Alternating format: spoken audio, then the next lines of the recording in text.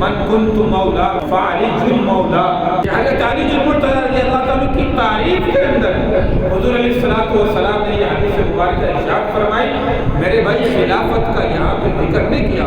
اگر خلافت کا ذکر کرنا ہوتا تو خطبہ حجۃ الوداع کے موقع پر اللہ کے نبی فرماتے جہاں پہ 1.5 لاکھ کی تعداد میں صحابہ موجود تھے اور ہر ایک چیز واضح طور پر حضور علیہ السلام نے وہاں پہ خطبہ حجۃ الوداع میں ارشاد فرمائی. تو اگر خلافت کا اعلان کرنا ہوتا تو اللہ کے نبی وہاں پہ کرتے کیونکہ 1.5 لاکھ کا مجمع موجود ہے, صحابہ کرام کی تعداد موجود ہے, ہر ایک کو واضح طور پر پیغام مل جائے, پتہ چل جائے کہ میرے بعد خلیفہ جو ہے وہ حضرت علی المرتضیٰ رضی اللہ عنہ. وہاں سے سفر کر کے 200 کلومیٹر کے فاصلے پر آ کر حضرت علی المرتضیٰ اور بریدہ حسن رضی اللہ تعالیٰ ان صحابہ کے درمیان جو ناچاکی تھی اس کو دور کرنے کے لیے حضور علیہ السلام نے یہ جملہ ارشاد فرمایا.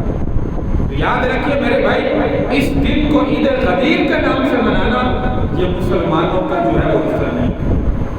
مسلمانوں کو اللہ نے 2 عیدیں عطا فرمائی, ایک عید الفطر, ایک عید الاضحیٰ. اس کے علاوہ اور کوئی عید نہیں ہے.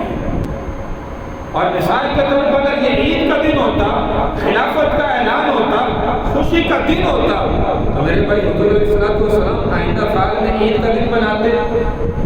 یہ مثال کے طور پر کچھ لوگ اعتراض کریں کہ 10 ہجری کا یہ واقعہ ہے, 11 ہجری آئندہ حج سے پہلے اللہ کے نبی دنیا سے چلے گئے, تو دنیا میں تھے ہی نہیں, مناتے کیسے؟ تو یاد رکھیے کہ حضرت علی المرتضیٰ شیخ خدا رضی اللہ عنہ تو موجود تھے. اللہ کے نبی کے بعد حضرت ابوبکر صدیق رضی اللہ عنہ کا دور خلافت آیا, حضرت عمر بن خطاب کا آیا, حضرت عثمان غنی کا آیا, حضرت علی المرتضیٰ کا خود دور خلافت آیا. کسی دور میں اللہ کے نبی کے صحابی مناتے, یا آپ کے بیٹے حضرت حسن مناتے, حضرت حسین مناتے, یا 12 ائمہ کرام جن کا نام لیا جاتا ہے حضرت علی المرتضیٰ رضی اللہ عنہ کی اولاد میں سے, ان میں سے کوئی مناتا. جب کسی سے کوئی عمل ثابت نہیں ہے تو میرے بھائی یہ 4 صدی کے بعد اس عمل کو شروع کیا گیا اور عید غدیر کے نام سے مفہوم کیا گیا. اصل میں مسئلہ یہ ہے 18 ذی الحجہ خلیفہ سوم سیدنا عثمان غنی رضی اللہ عنہ کی شہادت کا دن ہے, اور اس دن میں دشمن خوشی منانے کے لیے اس دن کو نعوذ باللہ عید کا نام دیتے ہیں. اب ایسے انسان سے, ایسے دشمنوں سے, ایسے ظالموں سے بندہ پوچھے کہ اس دن 18 ذی الحجہ کو خلیفہ سوم کی شہادت کا دن ہے, تم عید کا دن منا رہے ہو, 10 محرم کو عید کا دن کیوں نہیں مناتے؟ 10 محرم حضرت نوح علیہ السلام کو اللہ تبارک و تعالی نے وَاسْتَوَتْ عَلَى الْجُودِ سے سارے کے سارے نافرمان غرق ہو گئے, سیلاب میں اللہ نے غرق کر دیا.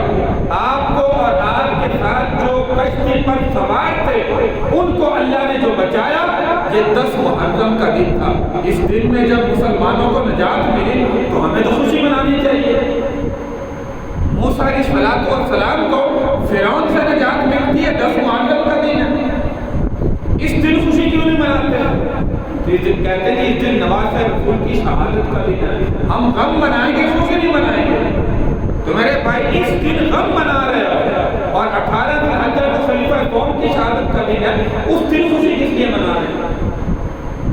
اور اس بہکاوے میں آ کر نعوذ باللہ کچھ مسلمان بھی شامل ہو رہے ہیں. اس لیے میرے بھائی جو کہے عید غدیر کے نام سے اس دن عید منائی جاتی ہے, ہمیں مسلمانوں کو اپنے ایمان کی فکر کرنی چاہیے. ہمارے ایمان پر حملہ ہو رہا ہے. مسلمانوں کے خلیفہ قوم سیدنا عثمان غنی رضی اللہ تعالی عنہ کی شہادت کے دن کوئی دشمن خوشی منائے اور ہم اس خوشی کے اندر شامل ہو جائے تو میرے بھائی ہمیں ڈوب کے مر جانا چاہیے. ہمارے ایمان کا کوئی فائدہ نہیں ہے, ہمارے اندر ایمان کی رتی بھی ختم ہو چکی ہے.